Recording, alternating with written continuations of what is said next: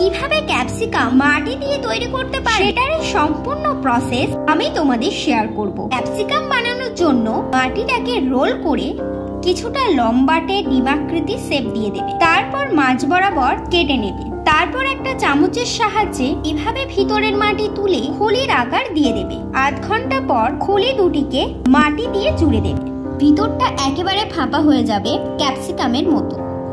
এবারে এটার দুই সাইড কাঠের ওপর ঠুকে নিলাম আর একটা দিক সরু করে নেব। এবারে দুই সাইড আঙুল দিয়ে টিপ বসিয়ে দেব এভাবে। এখন যেভাবে ক্যাপসিকামের শেপ দিয়ে নিচ্ছি সেভাবেই শেপ দিয়ে নেবে। এটা তৈরি করতে এতটা ইজি হচ্ছে কারণ এটা ভিতর থেকে ফাঁপা।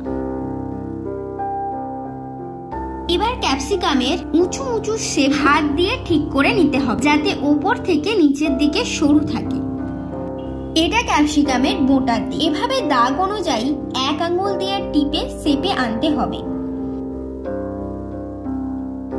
এটা ক্যাপসিকামের তলার দিক, যেটা মাটি দিয়ে উঁচু করে নেবে। তলায় একটা ফুটো করে নিতে হবে।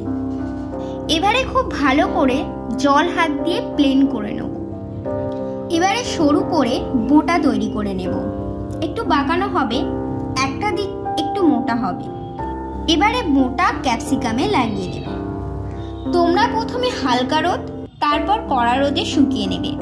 শুকিয়ে যাওয়ার পর প্রাইমারের কোট করে দিয়ে অ্যাক্রিলিক কালার দিয়ে কালার করে নিয়েছি। ভিডিওটি তোমাদের কাছে কেমন লাগলো কমেন্টে জানিও।